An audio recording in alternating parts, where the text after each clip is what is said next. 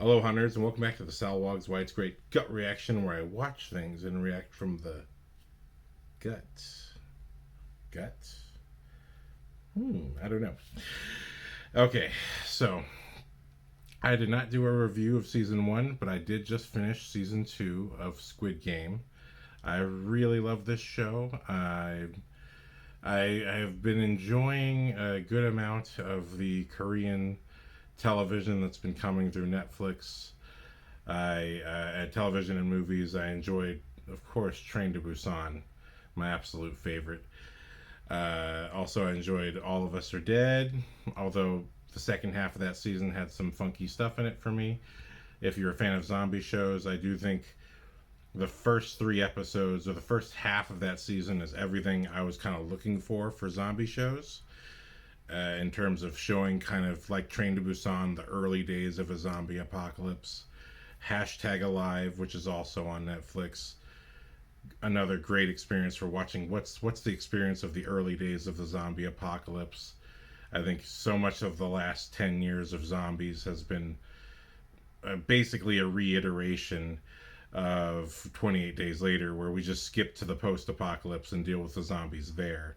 But I think all the fun for me really is, well, how did it begin?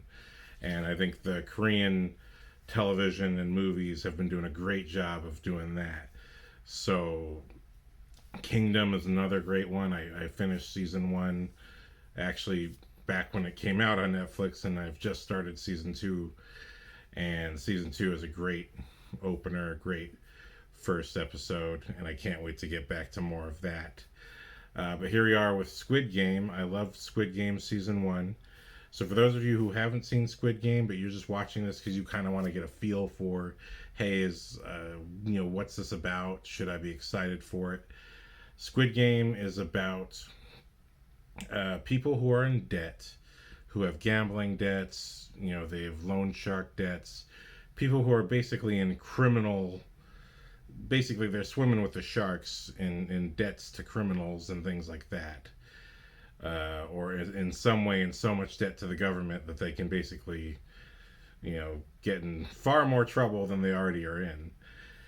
These people are given the opportunity to enter the Squid Game, which is essentially 456 people invited to this game, have to play a series of games in order to potentially win over 4 billion won, or whatever the currency is.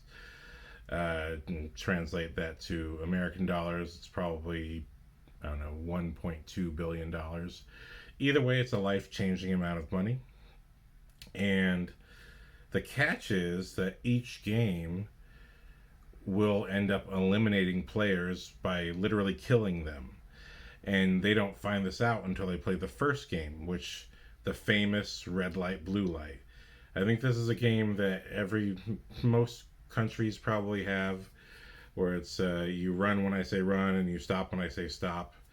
But certainly season one, episode one, starts off with that game, and players learn very quickly, if they don't stop when the little robot girl says stop, they will get gunned down. And so it's a very violent, bloody show. If you're a fan of any type of game show, any type of physical challenge game show, there's aspects of that. But at the same time, it is a drama show. So we have a lot of characters dealing with either their personal baggage or just the terror of the fact that they've joined the Squid Game and they had no idea that it would be a game to the death. And yet at the same time, we have opposing characters who want the money more than they care about if they die or not, or if other people have to die so that they get that money. So season one is a really perfect season. It's if you only watch season one, you're going to have the experience of a feature film broken up into episodes, because each episode both is a contained storyline of some kind for the most part, but at the same time moves the premise forward of being a part of the Squid Game. So Yeah, I'd say without spoiling too much for season one, just for those of you just trying to feel this out, do I want to see it? I'd say if you like drama and uh, if you don't mind either subtitles or English dub, I think you're going to have a really great time watching the Squid Game show. And for those of you who haven't seen season two, like, dude, I'm here for season two. I've already seen season one. He said, I haven't seen season one. I haven't seen season two yet. Does season two live up to season one? Because season one has such a great finale. Like I said, such a perfect cinematic little movie as a season of a television. Does season two live up? And I'll tell you this: I didn't like the first two episodes. But the first episode, the second half of the first episode, features a whole little storyline with the salesman, the guy who gets our main character into the Squid Game in the first place. He actually has a whole little storyline in the first episode, and it's the most fascinating, probably the most fascinating part of the entire show. And it actually has a lot to do with the rest of the show that I'll get into when I talk about spoilers. But as far as spoiler free goes, wow! And the salesman is the actor from Train to Busan. He's the main guy who's trying to look after his daughter during the zombie outbreak. Um, if you haven't seen Train to Busan, you've got to watch it. This actor is phenomenal. It's part of my pull that kept me into the Squid Game. Was that first episode he shows up and he's the one who he plays a little game with our main character who's in massive gambling debt, and he plays a little game with him, and only because the character wins does that earn him the invitation to the Squid Game. So just this one little scene in season one featuring that actor kept me going for that episode until the red light green light situation happens. And then I love his storyline. He's only featured in the first episode of season two. Again, he's only in the first episode, so I hope they find some way to work him into season three. Uh, but yeah, his storyline, he actually gets a whole bunch of scenes. He really is an integral part of the first episode once he appears. And it is fascinating. Like, I really was riveted by every minute he was on screen for the first episode. And it actually takes us until we don't see the Squid Game return until the third episode. It's just mini spoilers for you. But if you're excited for Squid Game, once the Squid Game starts, so that's 2 episodes of no Squid Game, and then 5 episodes, because it's a 7 episode season, and then we get 5 episodes of being in the Squid Game. Once we get back to the Squid Games, it's a fantastic show again. I'm really, I can't stress enough. If you find yourself not enjoying the first 2 episodes, with the exception, of course, the salesman scenes, I love those. If you find yourself not enjoying those first 2 episodes, I say just push through it, because once we get back to the Squid Games, it's business as usual. It's as if, the first 2 episodes for me, my problem is they don't feel like the first season. The first season, when we're in the regular world with everyone else, regular society, so the story just keeps moving in a way that's very fluid, and I'm still engaged and emotionally invested. I don't feel that way with the first 2 episodes of season two. I really feel like they drag their feet a lot. There's a lot of exposition. It's almost mind-numbing amounts of exposition that don't really, to me, I would rather just have seen the scenes that they're explaining rather than them explain it. But other than that, once you get to episode 3, right from the jump, it's back to business as usual. It's the Squid Game that we love from season 1. And they have some changes. So there's some changes to the game that are very interesting. They keep this interesting. And there's, if you're suspicious of certain things in the early episodes, those suspicions will be paid off very nicely in the final episodes of the season. So we get a whole mess of new characters. This is not the same gang that we got in season 1. What I feel like with season 1's Squid Game group, we got kind of the traditional movie slash real life characters, people we would expect to be slammed up against. You have the big gangster bully. Um, you have the crazy homeless slash street girl who's just nuts and will do anything to survive. You've got the sort of quiet survivors of trauma. And then, of course, our main character who's just, he's a fun guy, except for the fact that he's addicted to gambling. And his addiction's so bad, he's essentially stealing from his mother. So none of these, what's beautiful is none of the characters of season one are necessarily innocent, but every single one of them is dynamic, familiar. They're archetypes that I feel like if you're a little bit of the old school, i.e., over 30, these are very familiar characters for you. When we get into season two, it really feels like today's generation of people are playing the Squid Game.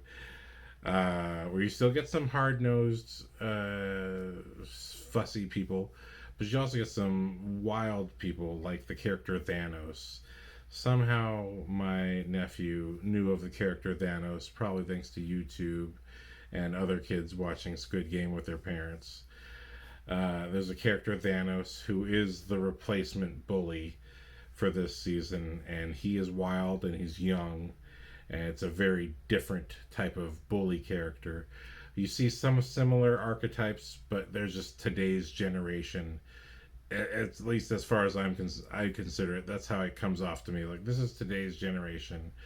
These awkward kids, these awkward young people, and some of the wilder old people that are just, they just sort of kind of what you would expect from Squid Game being played out in 2025 or 2024. I can't remember exactly when the show came out. I think it was just before New Year's, but yeah. So I like the new cast a lot, and there's people to hate. There's definitely one or two people to hate. But it's only because they're doing such a great job as actors that they're pulling off the character. But yeah, entirely new characters to love and hate. But the characters that you love are so worth the love. It's really, yeah. If you loved season one, you may not like the first two episodes of season two, but I'm telling you, you'll be all in for the rest of it. So that being said, that's all I can really say for the spoilers, because so much happens in season two. So upcoming for the spoilers, I'm just going to talk. There's a lot that happens. I'm not going to go through it exactly episode by episode, but I will talk about some of my favorite moments and some of my favorite themes and things that happen. This is the Why It's Great show. So I talk about the filmmaker's angle.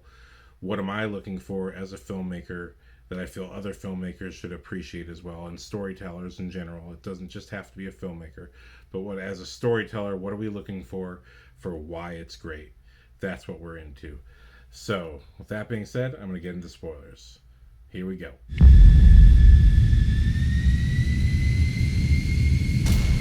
Okay, spoilers for season two. If you haven't seen season two, please don't watch this. Go watch season two of Squid Games.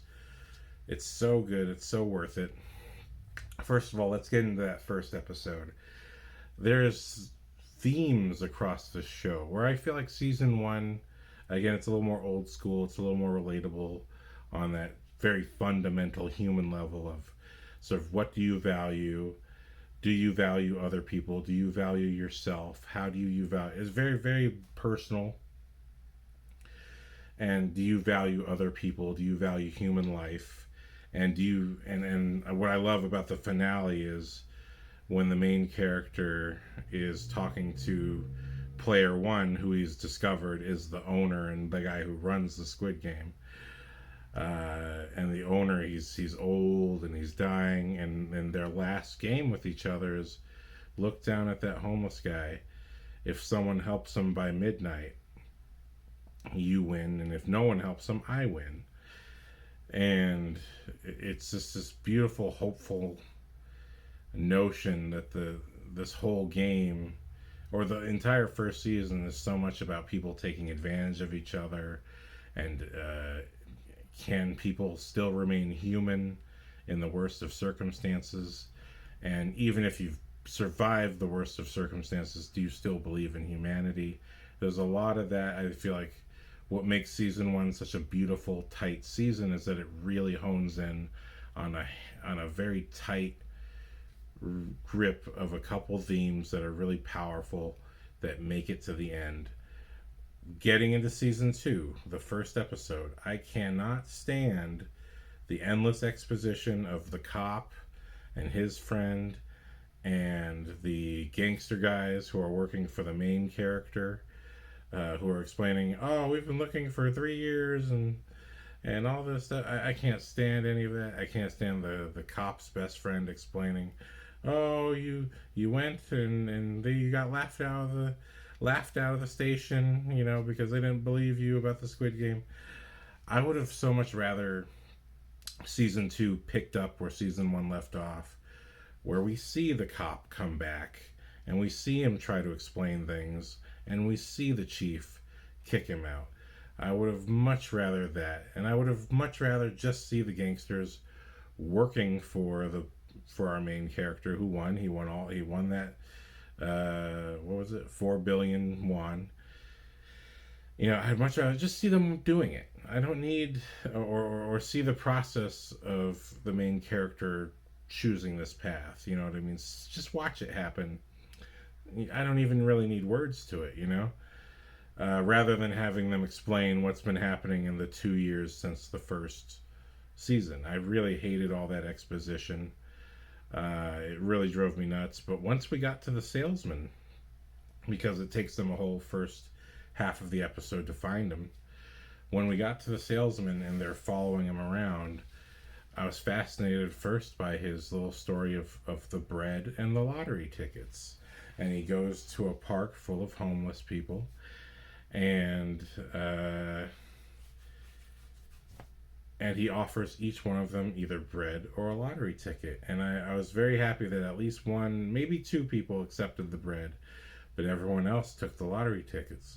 And then he stomps the bread after everyone else has scratched the lottery ticket and discovered it was a failing ticket.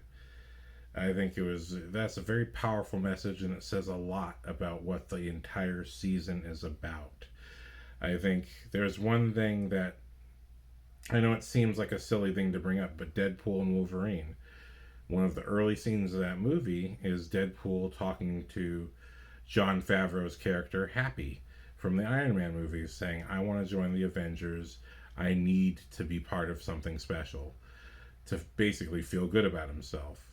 And Jon Favreau tells him, "Well, that's not how the Avengers work. They didn't join the Avengers because they needed to. They joined the Avengers because people needed them."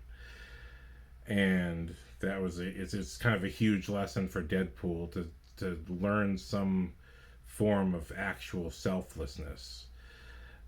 That his need for meaning, he's had it backwards his whole life. He keeps thinking that he needs to please himself, whereas if he wants to find meaning, then it has to be because people need it, not because he wants to be needed.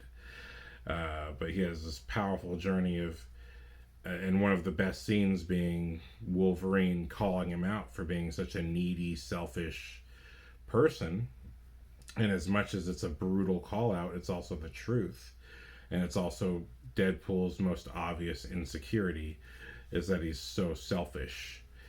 And so essentially, but the reason I bring these scenes up is because these are what the movie's about. These are the things that the character is concerned about. And I feel like, what you want that thematic thread to start very early. So in essence, it's not just for the audience, but as the storyteller, what are you doing this story for? I have another show called The Final Cut where I talk about how stories could be improved, but I have a very important symbol in that show, which is I do the triangle. At the top of the triangle is meaning, on the left of the triangle is story, and on the right of the triangle is flow. And to me, from all my training in filmmaking, I've basically ground down everything we do as storytellers comes down to those three elements. The meaning. Why are you telling this story? What is your why? If it's just to entertain, that's fine. That's Deadpool 2. But if it's to do something a little bit more, if you have something really to say, then that's Squid Game. You know what I mean? Squid Game is not just here to give us shock value, although it achieves that. It asks us questions that you can side with whatever character you want. It doesn't really say that anyone's right, and I think that's the best form of storytelling. That's what separates propaganda from thought-provoking storytelling. Is propaganda tells you what's right and what's wrong. Storytelling simply asks the question, what is right and what is wrong, and lets you think for yourself as much as you possibly can under the terms of the story. The story may still have a point at the end and still may feel that one thing is right and one thing is wrong, and it'll make that point, but it will still give you the room to think for yourself across that story, because we'll see all the characters make the different choices, and you see where those choices lead.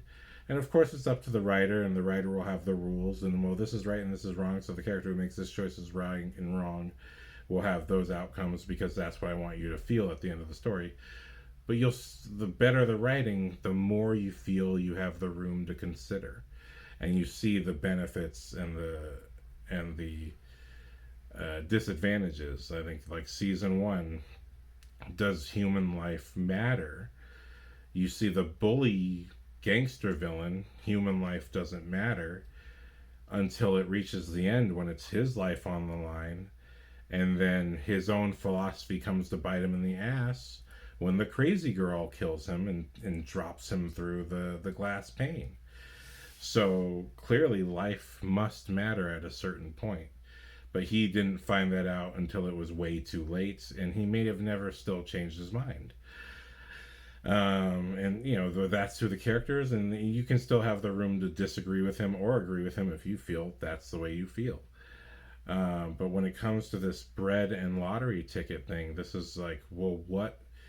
It really defines season 2 from season 1.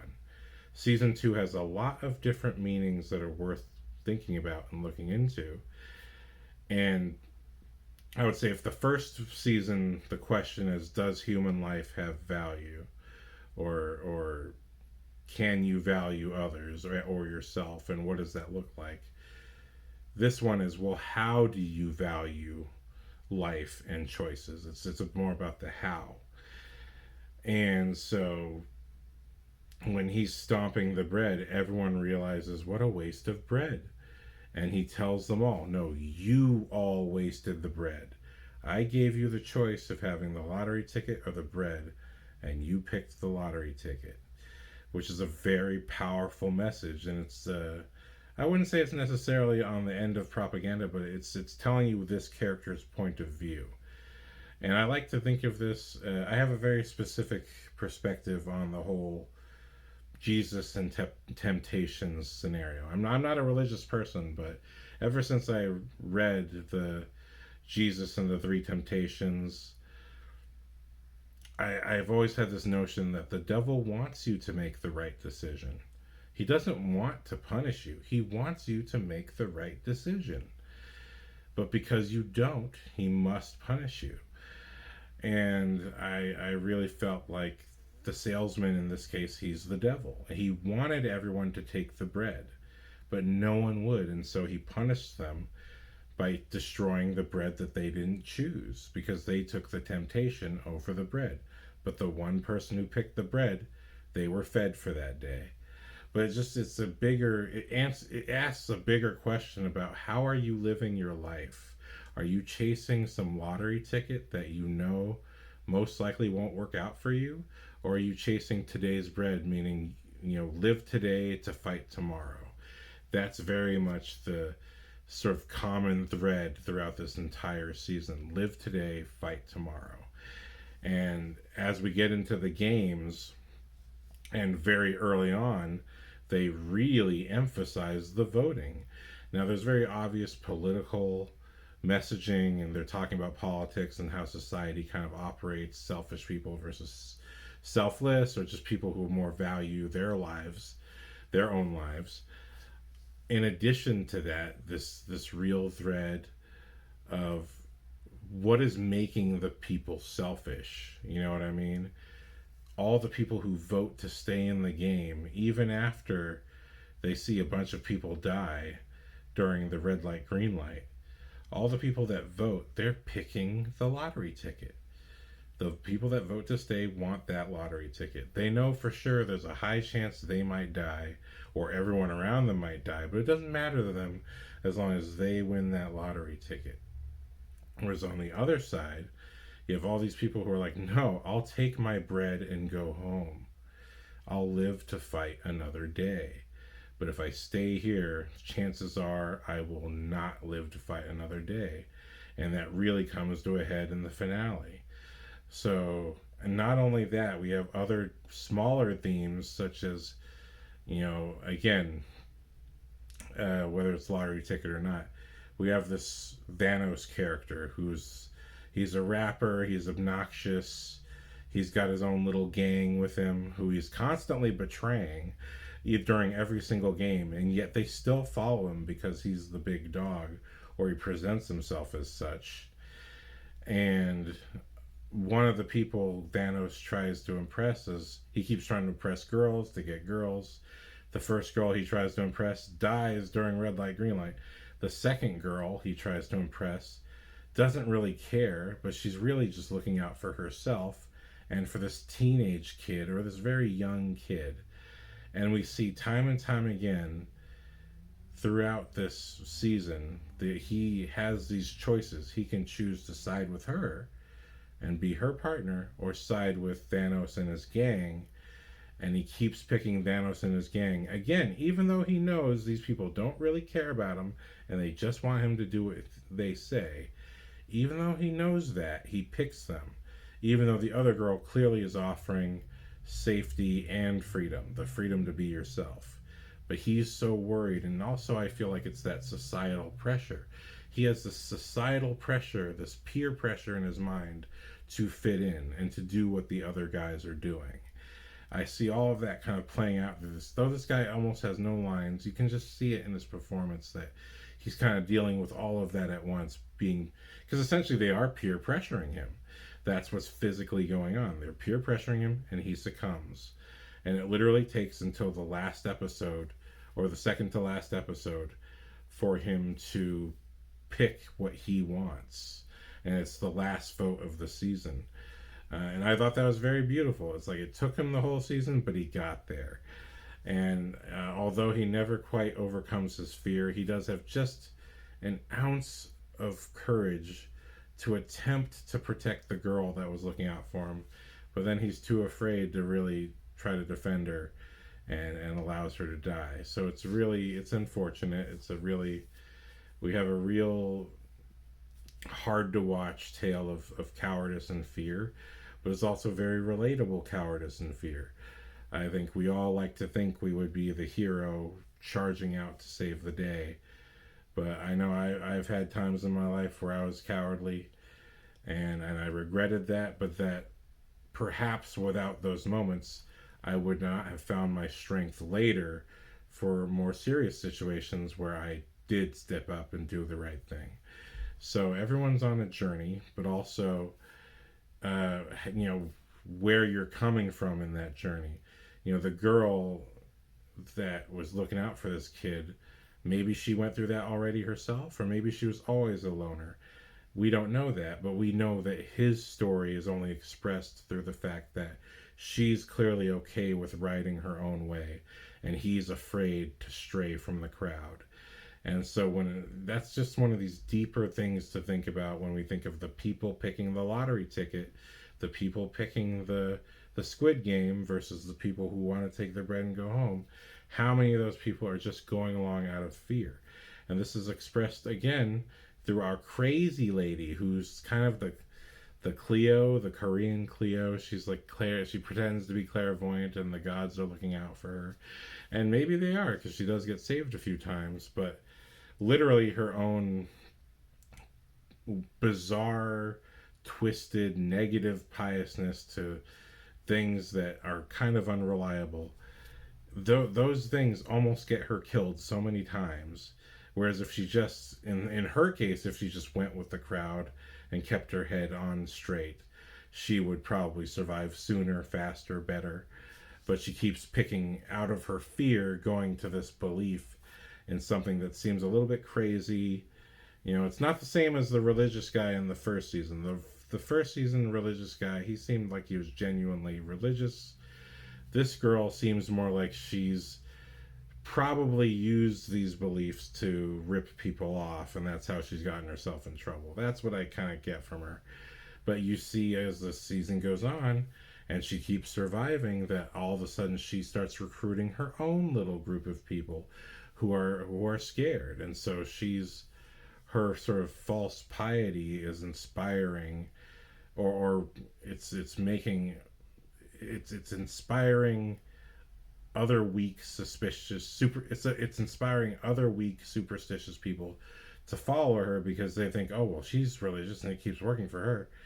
Again, it's this mystery lottery ticket. But really the only thing that makes them survive is their teamwork and willingness to look out for each other.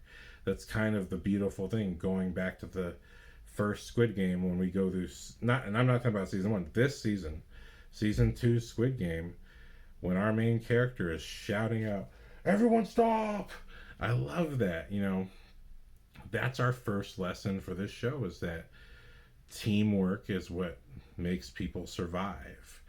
And that's very much the message of later seasons, oh, really every season of The Walking Dead, but later seasons of Walking Dead really hit home with that.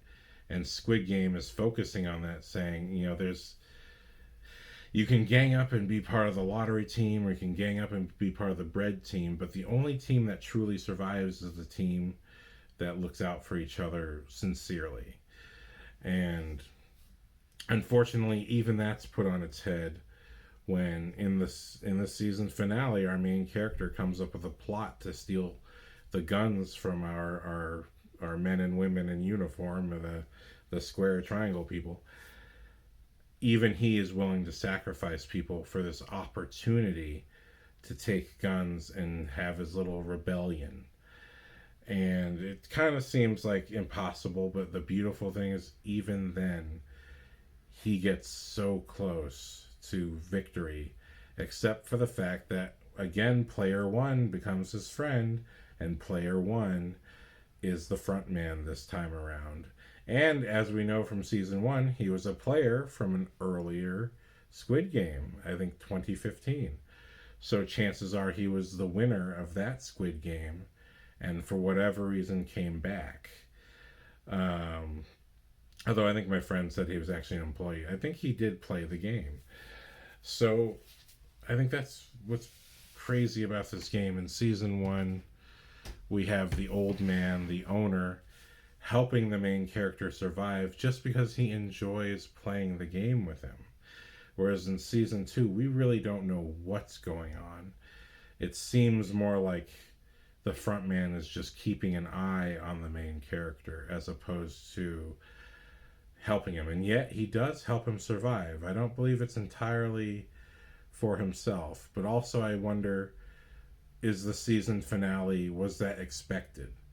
Did they think he was going to do this at some point? So there's no real way of knowing till we get to season 3. But I really loved the finale. I love all the characters. I love the mom, who I think, you know, the mom and her son, those two characters. I love that character. I love that actress. She's so raw and real. And her chemistry with the actor who plays her son, like they really feel like a mom and son. I love the character who plays the trans character. She's just trying to get her surgery and maybe a little house. A lot of repetitive stories of people just trying to get a house or whatever. But I love how the trans character ends up being one of the hugest heroes. It's so sad. the main character's best friend from season one. I didn't even realize he was in season one because season one is so traumatizing. He's revealed to be part of the Marines, and that he finds a best buddy who's younger, who's part of the Marines. And sadly, during the rebellion, during the final episode, the buddy, the young buck, unfortunately gets shell shock. He gets traumatized and he can't keep going, even though he has all the magazines that they need to get through this finale. He just can't go further. And then, damn, the gang, the players that are doing the rebellion, including our main character and player one, the front man, are actually almost successful at taking over the control room, if not for the player one being there. And so it's tragic that we see the friend die, and then now we don't know what's going to happen to the main character. It seems kind of weird to kill him, especially since it seems like they were deliberately keeping him alive. I almost even wonder, was this whole rebellion a part of the game as well? Was this somehow something they anticipated?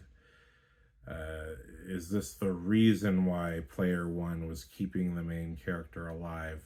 Because he assumed that he was going to have some kind of rebellion situation. Because it's very clear that we know from season one, the red light, green light game should have killed over half the players. That's what it did in season one. And so they go to all these other extreme games to kill as many people as possible. But again, the theme of when you look out for each other, it increases your likelihood of survival. When you look at the game with the rainbows and everyone's chained together, I believe it's called 6 legs or 8 legs. When you look at that one, a lot of people survived because they worked together. And so much so, literally the entire 300 people that were left were all cheering for each other and looking out for each other, even though votes had already happened. So it's this amazing thing where the red light, green light was a point of division, an early point of division in season one. In season two, it became an early point of unison, where in fact the players felt confident and were willing to help each other out. But the voting becomes a device that keeps them divided. So maybe there's deeper messages about democracy and politics than I'm even considering. But all that being said, you see that these games that they play are designed to wipe out the maximum number of players. And even during the carousel game, player one disappears for a minute, right? And then there's this one room of exactly 3 people who get eliminated when there's supposed to be 4 people per room. And I can't help but wonder, did player one disappear deliberately just to ensure a few more players died? Because if he had been there, perhaps that number would have been 4 and those players would have survived. So there's a lot of questions as to exactly what player one was up to. Maybe a smarter viewer or smarter reviewer has already cracked what exactly it is that he was up to. I haven't figured it out yet, and I feel like they'll explain it in season 3. But nonetheless, we have all these conflicting things going on. And I think this season really is speaking a lot more to society in a more specific way. Whereas I think season 1 was really just asking about the individual and what matters to the individual. Season 2, I think, is really asking, well, how does society function when everyone has an individualistic conception of themselves? And you see how society survives, or let's forget about society. The majority of people survive when everyone holds each other together and isn't trying to screw over anybody else. But once people get selfishness and greed in their minds, that's when division really breaks things apart. And in some people's minds, what's beautifully stated is like, hey, some of us are in so much debt, the money is not going to help us out if we leave, so we should keep playing. As selfish as it is, it's also, these people do have their own families to get back to and their own lives to get back to, and they're just trying to survive as well. So in their minds, this is survival, and leaving early is not going to be survival for them. They're going to be in a worse situation than being in the game, at least as far as they feel. Whereas the main character already knows from playing the game that the entire point of these games is to wipe everyone out basically to the last two, so that they can be the Squid Game at the end. He already knows, look, only one person is supposed to make it out of these games. It's a betting game. This is a horse race. Exactly as he started out in the first season. He was betting on horse races. Only one horse wins. So he, as a gambler and as a player of games, a lover of games, what I love about season one is that what bonds the main character and gives him his gambu. Am I saying that right? Ganju. What bonds him with player one in season one is that they are both people who love games, and I think that was something that was kind of especially fleshed out with the season one characters, was that some of these people are gamblers because of pure addiction. They just cannot stop. And other people are gamblers because they've always loved games. It's actually, although unfortunately it's become an addiction, in their hearts they just love games and they love playing and the prospect of winning for the sake of winning. And it's kind of a really nuanced look at the notion of where addiction potentially comes from for every different person. And when it comes to season two, player one is beyond the games now. Now he's really trying to protect life as much as he possibly can. He just wants as many people to survive as he can possibly save. He wanted to save everyone, and he realized by the finale he can't save everyone. But maybe he can save a good chunk of them rather than letting them die. So, with that being said, at the gripping end, we don't know exactly what's going to happen. It's a great cliffhanger. I love this cliffhanger.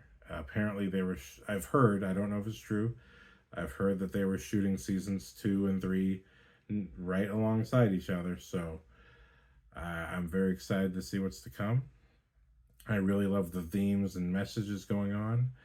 Another highlight, the captain. Speaking of suspicious people, I was suspicious about the captain who was helping the cop get his people around. The captain kills one of those paramilitary guys that the main character was paying to find this island, and we find out he was tampering with the drone. So that was a great moment, a great scene. And I don't know, I did have this inkling of a strange feeling with that captain. I was like, I don't know, he just seems a little too friendly and a little too interested in what the cop's doing. And he was. There's something about him, you can't help but wonder. You'd think someone would keep tabs on any of these people who were out of the game who survived. You think someone would keep tabs on them, and of course someone was, and it's the captain of the boat. And so that scene, it's so creepy, it's so unfortunate. He kills the paramilitary dude and throws him over the boat and pretends like nothing happened. But it's at the same time, it's kind of like a spy movie. It's got a lot of elements going for it that make it very exciting and make me wonder, where is season 3 gonna go? Is it possible that they are actually about to land on the correct island? We're gonna find out. So, all that being said, I love season 2. I don't even want to say more than season 1 because it's a part 1. But I can't wait to find out what happens in season 3 so I can get the full picture of what the filmmakers and storytellers were trying to express with this story. And I hope I grabbed onto the accurate themes and messages of what they were trying to talk about. And I hope if you're a fellow storyteller that the substance of what I'm trying to talk about is useful to you or meaningful to you. I just like to point this kind of stuff out because I feel that my favorite art, the best art, always has a good meaning to it. It shouldn't, I think the worst art is when you're trying to say the most profound thing, have the most profound speech. I think that ultimately falls on deaf ears. If you're trying to write the thing that makes someone go, wow, you're a deep, smart person, I'm sorry. That's not how it works. The best art says it without saying it.